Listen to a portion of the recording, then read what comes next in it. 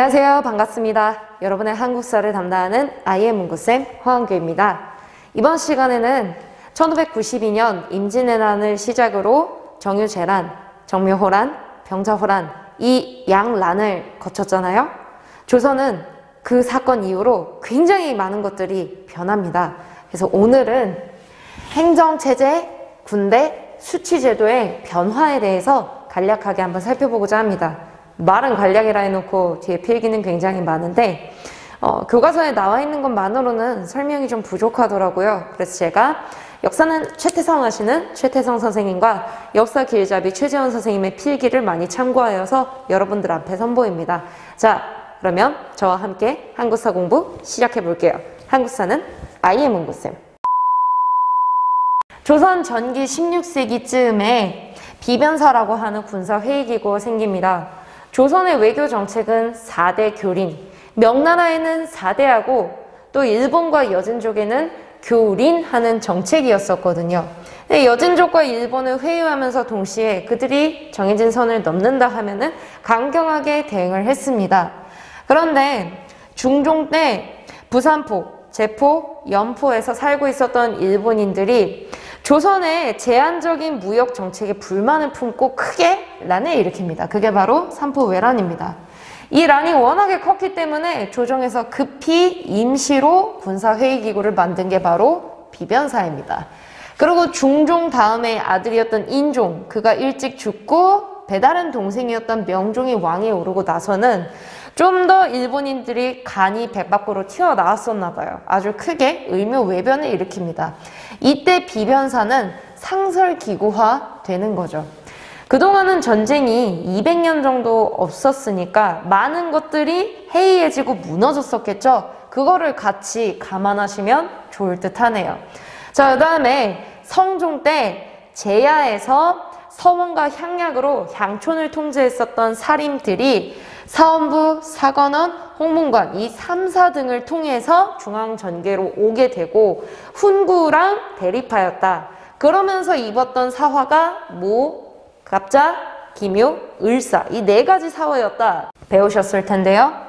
이 3사는 언론 기능을 가지고 있었고 붕당의 사림들의 의견들을 모아서 공통적인 의견을 내놓는다. 그게 바로 공론입니다. 그 공론을 반영하는 기구였습니다.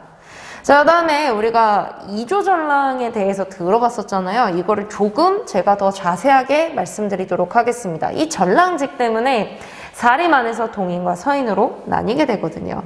전랑은 이조와 병조의 자랑, 정랑을 함께 일컬어서 이조, 전랑, 병조, 전랑 이런 식으로 일컫는 말입니다. 관등은 그렇게 안 높아요. 그런데 가지고 있는 권한이 굉장히 큽니다. 그래서 3가지 인사권, 자대권, 통청권. 말이 너무 어려운데 잘 들어보세요. 인사권은 그 다음 이조, 병조, 좌랑, 정랑에 오를 사람들에 대해서 권한을 행사하는 거예요. 심의겸이 김효원한테 안 돼! 그리고 김효원이 심의겸의 동생이었던 심충겸에게 안 돼! 라고 했었던 게 바로 인사권이었죠. 그 다음에 자대권입니다. 자신의 후임자, 후계자를 천거할 수 있는 권한을 가지고 있어요. 그러면 나랑 의견이 잘 맞았던 사람이 내 후임으로 들어오면 내 뜻을 잘 이어받고 또 그만의 창의성을 가지고 일할 수 있겠네요. 근데 이거는 바꿔 얘기하면 내 라인 사람, 우리 라인, 우리 당 이렇게 편중되는 결과를 가져올 수도 있습니다. 자, 그다음에 통청권. 이 3사 사원부, 사관원, 홍문관의 관리들을 선발하는 권한을 또 가지고 있었습니다. 그렇게나 큰 직책이에요? 그래서 청요직으로 가려면 청요직이 이 3사 관리들을 얘기를 하고 3사를 거치면 의정부 6조 출세길이 열리는 거다 보니까 전랑직이 관등은 낮아도 굉장히 핫했습니다. 그래가지고 싸운 거예요. 자, 그러면 이게 임진왜란을 거치고 나서 어떻게 바뀌었을까요? 일단 비변사는 아주 크게 전쟁이 터졌으니까 안 그래도 상설기구였는데 맨날 비상대책회의 하면서 난리가 났었겠죠. 이 비변사는 영의정, 좌의정, 우의정의 재상들이 들어가고 공조를 제외한 나머지 5조 판서들이 함께 들어갑니다. 그 다음에 조선의 중앙군에 훈련도감이 생기거든요. 그 훈련도감의 총책임자가 훈련대장입니다. 훈련대장이 들어가고 갑자기 왜 강화유수? 강화시장? 이 강화도가 왜 갑자기 뜬금없이 나와요? 잘 생각해보세요. 몽골이 침입을 했을 때 최후가 수도를 옮겼었던 게 강화였고 정묘호란 때 임금이 난을 피했던 곳이 바로 강화였단 말이에요. 그래서 이 강화유수가 참여를 하면서 나중에는 비변사가 전쟁에 대한 것만 관리를 하면 되는데 군사뿐만 아니라 외교, 재정, 인사, 심지어는 그 세자비를 간택하는 그것까지도 이 비변사가 관리를 하게 돼요. 그래서 최고 권력기구가 되면서 조정의 모든 업무를 총괄하게 됩니다. 그러다 보니 의정부 6조라는 시스템은 이름만 있고 실질적인 뭐는 아무것도 없거든요. 그게 유명무실하다 한 거고 궁극적으로는 왕의 힘이 점점 약해지는 결과를 가져오게 됩니다. 그러다 보니 언론기관이었던 3사와 자신의 후임과 이 3사를 선발하는 권한을 갖고 있었던 전랑직은 결국 붕당에서 자기 당의 유익, 자기 당의 사람, 완전 자기 당 붕당판이 된 거예요. 그래서 역대 왕들이 나중에는 이 전랑이 갖고 있었던 권한들을 없애려고 노력을 하거든요. 그래서 영조 때 가면 2조 전랑의 권한을 약화시켰다라고 나오는데 구체적으로는 전랑이 3사의 관리를 선발하는 통청권을 영조 땐 없앴고 그 영조의 손자였던 정조는 자기 후임을 천거하는 권한인 자대권을 없앴다. 여러분은 전랑이 원래 이념을 저버리고 지 멋대로 붕당의 이득에 딱 이렇게 움직이게 되니까 왕들이 안 되겠다 싶어서 나섰구나라고 이해하시면 되겠습니다. 행정조직은 다음과 같이 변화됐고 옆으로 건너가서 군조직이 어떻게 변화되었는지 함께 공부할게요. 조선 전기의 군사제도는 중앙군의 5위, 지방군의 영진군, 지방방어체제로 진관체제라고 우리가 배웠습니다. 중앙군에는 정군과 특수병, 직업군인이었던 갑사가 들어가서 군역을 수행을 했었고요. 지방은 각각 영과진, 영과진, 영과진 이렇게 나누어져서 만약에 어떤 특정 지방에 외적들이 와 하고 쳐들어왔어요. 그러면 그 영이 방어를 하는 겁니다. 그러고 나서 그 진도 각각 이렇게 방어를 하는 거고요. 이 체제가 문제가 없이 잘 돌아가려면 군인들이 굉장히 많이 필요하고 처음에 세웠던 군대에 대한 원칙이 흔들리지 않아야 돼요. 사람들도 계속 군역을 잘 수행을 하고 세금도 원활하게 돌아가면서 어느 것 하나 어긋남 없이 맞물려서 잘 돌아가야 해요. 그런데 조선은 전기 200년 동안 큰 전쟁이 없었다고 했고 또 우리는 알고 있습니다. 인간의 욕심은 끝이 없고 똑같은 실수를 반복한다. 어디서 참 많이 들어보셨죠? 군역제가 조금씩 흔들리기 시작합니다. 이따 그건 수치체제와 함께 제가 좀 더 자세히 설명을 드릴 텐데 농사일을 하는 사람들이 1년에 한 번씩 군대에 대한 역을 수행하러 간다? 이거 정말 쉽지 않습니다. 특히나 조선시대는 아무리 농업을 장려한다 그래도 기술력이 지금보다 아예 못 미치잖아요. 발전은 많이 했었겠지만 그러다 보니 사람들의 부담이 너무 센 거예요. 그래서 돈을 주고 사람을 사서 대신 군대를 가게 하는 대립제와 방군수포제, 이 군대를 안 가기 위해서 포를 관아에다 내는 겁니다. 그러면은 안 가도 돼요, 올해는.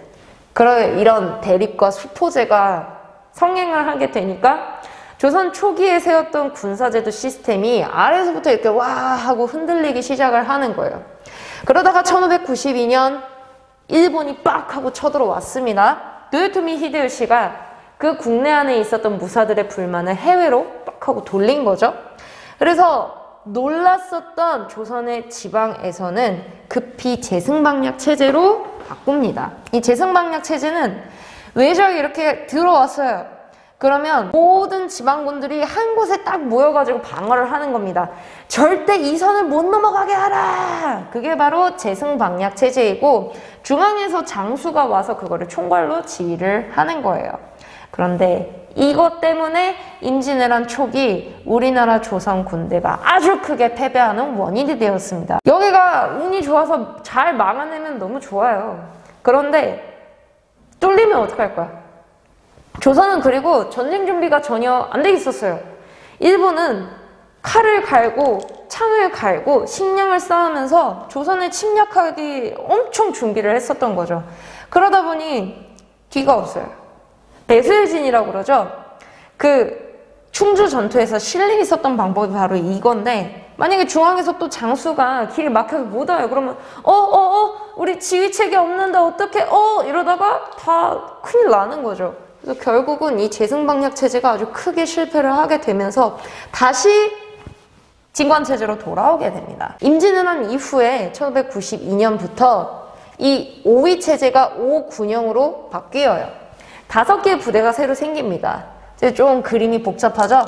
수도를 중심으로 하고 수도 외곽, 지금의 뭐 남양주라든지 이런 지역으로 방어체계가 조금씩 넓혀지는 거죠. 잘 보세요.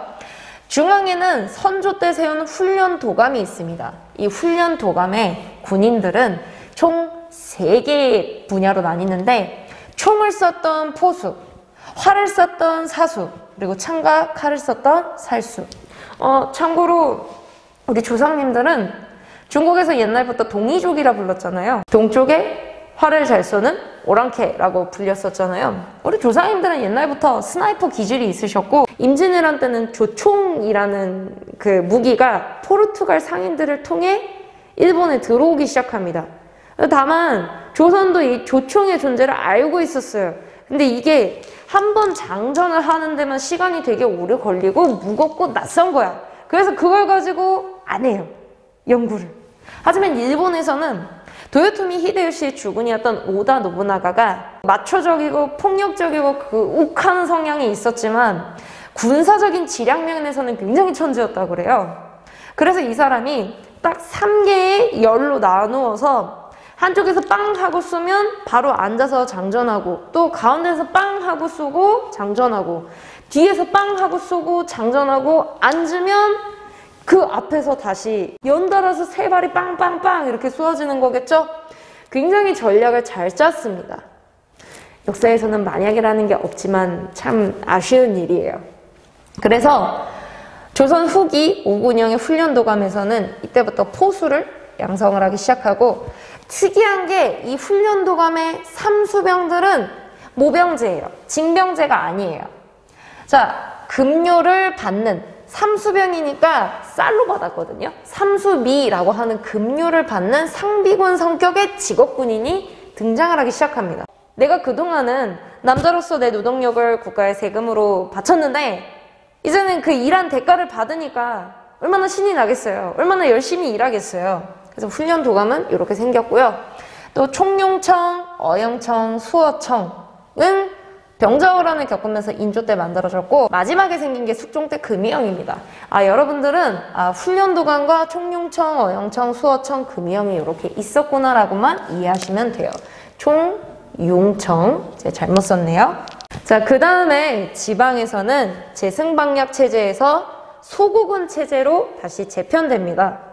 원래 원칙상 양인들은 군역의 의무를 지고 천인이었던 노비는 사람 취급을 안 했기 때문에 지지 않았잖아요. 근데 급한 겁니다. 사람이 없는 거예요. 그래서 양반부터 노비까지 폭넓게 그 지방에서 예비군적 성격의 정규군대로 편성을 합니다. 쌤, 잡새꾼이라고 있지 않았나요? 네. 조선 초기에는 잡새꾼이 있었습니다만 걔네는 비정규군이에요. 자, 이렇게 해서 군사 제도가 어떻게 바뀌었는지, 예전엔 그냥 남자들의 노동력을 세금으로 그냥 걷었다면 이제는 대가를 어느 정도 주고 또 총체적으로 집합할 수 있게 시스템을 만들어 놨다라고 이해하시면 되겠네요. 자, 그러면 이어서 세금 제도가 어떻게 바뀌었는지를 같이 한번 공부해 보도록 할게요. 1592년 임진왜란을 시작으로 양란이 지나고 난 뒤 조선은 엄청나게 많은 것들이 바뀌었습니다. 특히 우리는 조선 후기에 세금을 걷는 수치체제가 어떻게 바뀌었는지를 함께 살펴볼 건데, 여기서 많이 본 화면이죠? 이해하기 쉬우시라고 한꺼번에 찍는 것이니 이해 부탁드립니다. 처음에 조선은 전기부터 조세, 공납, 역 이거를 걷었습니다. 그런데 시간이 흐르고 그 안에서 부정부패 비리들이 연달아서 터지니 이 세금들을 납부를 하는 농민들만 진짜 쇠가 빠지는 거죠. 그런데 전쟁이 빵 하고 크게 터지니까 체계 자체가 완전히 무너져 버리는 겁니다. 전쟁을 하면서 이 세금을 거둘 수 있는 근거인 양안과 호적이 불타니까 국가 입장에서는 세금을 걷어야 복구도 하고 어떻게 좀 나라 살림을 꾸려가는데 답이 안 나오는 상황인 거죠. 그래서 세금 제도를 바꾸게 됩니다. 일어난 순서대로 간략하게 설명을 해보도록 할게요. 분조를 이끌면서 조선 백성들의 현실을 봤었던 광해군은 왕이 되어서 대동법을 실시하게 됩니다. 당장에 우리가 공납 특산물을 걷기가 힘들고 또 향리들이 방납을 통해서 장난질을 했으니까 이거 진짜 심하다. 그러니 특산물 대신에 토지 1결당 쌀 12두 또는 쌀을 걷지 못한다. 그러면 동전이나 무명배 등의 옷감을 우리가 대신 걷도록 하자. 쌤 1결이 얼마예요? 계산하기 쉽게 우리 학교 운동장 크기라 생각하시면 돼요. 그게 1결이라고 하시면 조금 이제 계산이 나오실 거예요. 그러면 왕실은 그동안 특산물을 걷었는데 그럼 이제 어떻게 해야 되냐? 그때 왕실이 국가의 공식 상인인 공인에게 쌀 또는 동전, 포 이거를 값으로 주면서 야 우리 왕실에 배, 사과, 뭐 유자, 이 제사 이번에 지낼 건데 이만큼 필요해. 너가 가서 사와 라고 하는 겁니다. 그럼 이 공인은 배, 사과, 유자를 한 개, 두 개를 사는 게 아니라 막 몇백 개, 몇천 개 이렇게 큰 손으로서 뻑뻑뻑 사겠죠? 그러다 보니 돈을 주고 물건을 사고 파는 상품화폐 경제가 이 공인들을 통해서 엄청나게 발전하게 됩니다. 이거는 제가 상품화폐 경제의 발달 부분에서 좀 더 자세히 설명하도록 할게요. 다만 토지를 기준으로 했기 때문에 이 대동법이 전국에 실시되는 건 광해군을 지나서 숙종 딱 100년 걸립니다. 왜냐? 특산물을 거두려면 토지가 얼마나 있는지를 알아야 되는데 알려주고 싶겠어요? 내가 많이 가질수록 많이 내야 되잖아요. 물론 우리 사회가 건강하려면 내가 많이 벌었으니 세금을 많이 내되 혜택도 좀 많이 받아야 되잖아요. 근데 부자들 입장에서는 그게 또 싫은 거죠.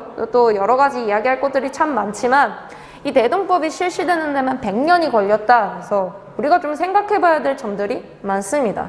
그런데 이 광해군이 인수대비, 영창대군에 대해서 폐륜을 저질렀다.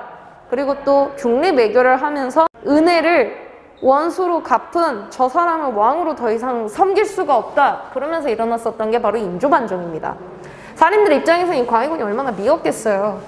왕관들의 재산 이거 다 파헤쳐가지고 세금 걷겠다 이러는데 얼마나 미웠겠어요. 그러면서 등극하게 된 왕이 인조입니다. 광해군은 쫓겨나고요. 인조가 등극하고 나서 병자호란 크게 터지니까 국가를 운영을 하려면 세금이 필요한데 야 이거 진짜 쉽지 않겠다. 그렇게 해서 조세를 고칩니다. 바로 영정법으로. 과전법은 1결당 30도 꽤 많이 걷었어요.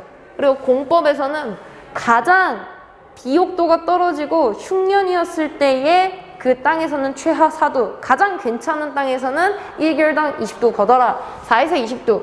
근데 직전법 때는 땅이 모자라니까 땅을 줄이는 거고 나중엔 또 관리들 장난질이 너무 심하니까 직접법 그냥 폐지하고 녹봉으로 줄게 이렇게 바뀌었고 그런데 세금은 걷어야 되잖아요.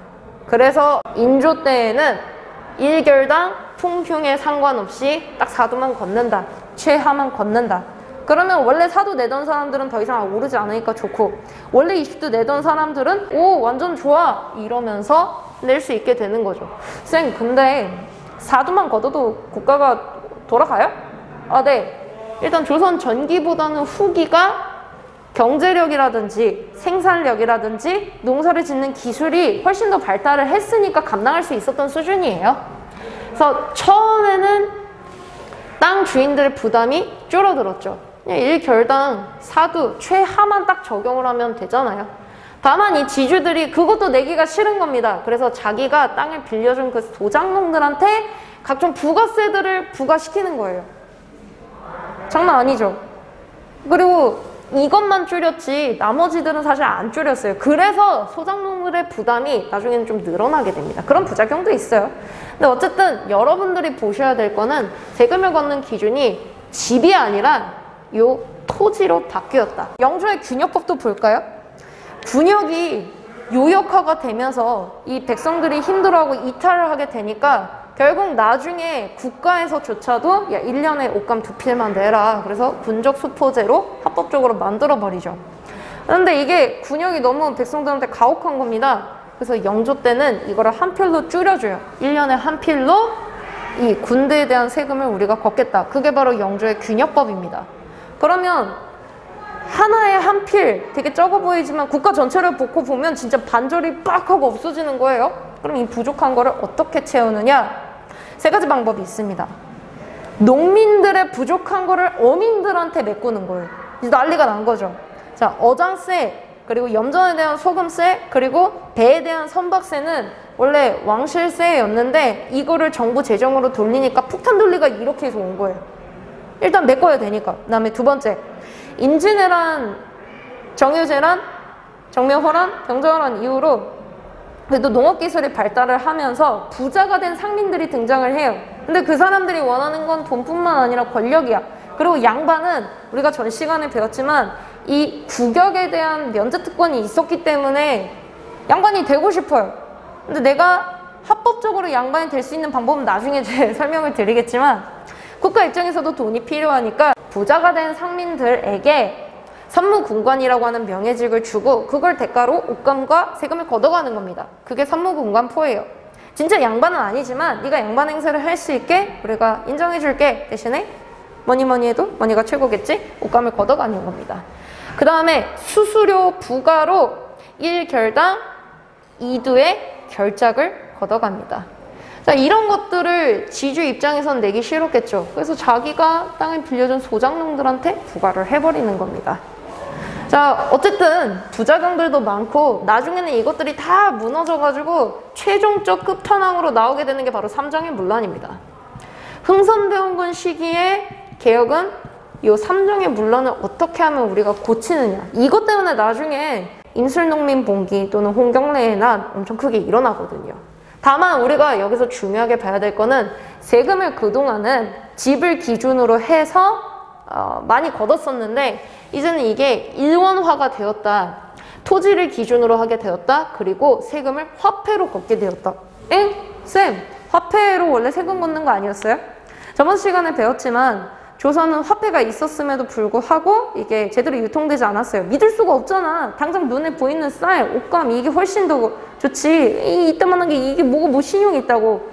물론 우리 세대에서는 그 이따만한 거를 벌기 위해서 여러분들과 제가 진짜 고군분투를 하는 거지만 화폐로 세금을 낸다. 이게 법적으로 쾅쾅쾅 나오게 된 거는 가부개혁 때입니다.